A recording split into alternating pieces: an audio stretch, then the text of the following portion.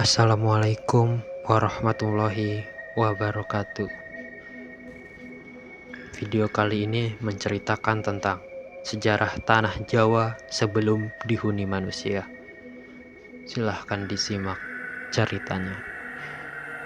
Sebelum manusia pertama menjajakan kaki di Pulau Jawa, tanah ini telah hidup dengan nafasnya sendiri. Gunung-gunung menjulang gagah, memuntahkan lahar dan api yang membentuk daratan baru di setiap letusannya. Lautan yang luas berputar di sekelilingnya, menciptakan garis pantai yang selalu berubah.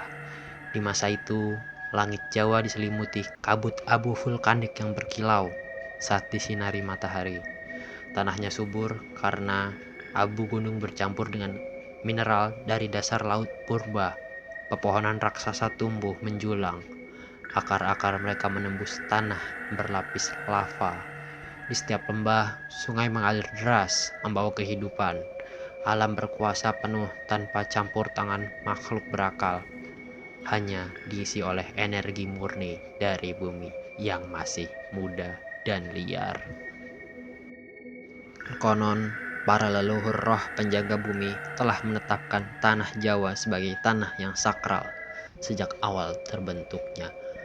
Mereka dikenal sebagai yang penjaga alam, makhluk gaib yang memelihara keseimbangan antara api, gunung, air laut, dan angin langit. Di masa itu, belum ada waktu seperti yang dikenal manusia sekarang. Siang dan malam hanyalah denyut nafas bumi. Petir sering menyambar tanpa hujan, seolah langit sedang berbicara dengan gunung. Batu-batu besar yang kini dianggap keramat, dulunya adalah sisa benturan para dewa penjaga elemen. Di puncak-puncak gunung, cahaya biru sering muncul seperti nyala kehidupan yang bersemayam di bumi. Jawa kala itu adalah dunia roh yang belum terjamah manusia, sebuah tempat suci yang menunggu saatnya untuk dihuni. Laut Jawa belum seperti sekarang, airnya hitam kehijauan, penuh dengan arus kuat yang menelan apapun yang hanyut. Di kedalamannya, makhluk-makhluk purba berenang. Beberapa memiliki tubuh berkilau seperti logam dan mata yang memantulkan cahaya bulan. Mereka disebut penunggu samudera, makhluk penjaga batas antara daratan dan dunia bawah laut. Saat badai datang, mereka naik ke permukaan, menari bersama ombak besar yang menghantam tebing batu. Dari tarian itu, lahirlah pulau-pulau kecil yang kemudian menjadi bagian dari tanah Jawa. Para hyang laut menanamkan energi kehidupan di setiap pasirnya, membuat tempat itu subur bagi tumbuhan dan hewan di masa depan. Segala hal yang hidup di kemudian hari lahir dari doa dan nyanyian mereka. Gunung-gunung di tanah Jawa bukan sekedar batu dan magma, melainkan tubuh para makhluk agung yang disebut Sang Maha Penopang Dunia. Gunung Merapi, Semeru, Lawu, dan Wilis diyakini sebagai saudara tua yang saling berbicara melalui getaran bumi. Ketika salah satu di antaranya meletus, yang lain akan bergetar sebagai tanda empati sesama penjaga kehidupan. Di masa purba itu, letusan gunung adalah bentuk komunikasi antara para dewa tanah. Setiap semburan api menandakan lahirnya energi baru, dan setiap aliran lahar adalah aliran darah bumi yang memperbarui dirinya. Tidak ada kehancuran, hanya siklus penciptaan yang terus berulang. Tanah Jawa tumbuh dari kesakralan dan keharmonisan para penjaga yang tak terlihat oleh mata manusia. Hutan pertama yang tumbuh di bumi Jawa disebut Wana Pramana, hutan kehidupan yang konon berhubungan langsung dengan dunia langit. Pohon-pohonnya tidak hanya hidup, tapi juga memiliki kesadaran. Saat angin berhembus, mereka berbisik satu sama lain, menyanyikan lagu kuno yang menjaga keseimbangan unsur alam. Dari ranting-rantingnya keluar kabut bercahaya yang memberi kehidupan bagi makhluk halus, penghuni tanah.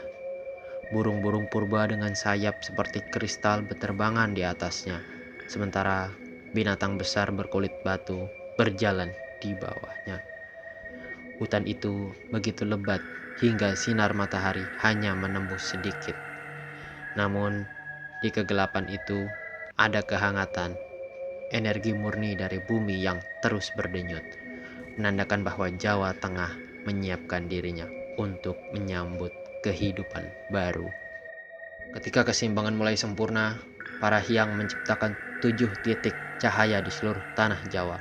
Titik-titik itu kelak dikenal sebagai poros spiritual: Merapi, Lawu, Wilis, Dieng, Semeru, Ijen, dan Selamet.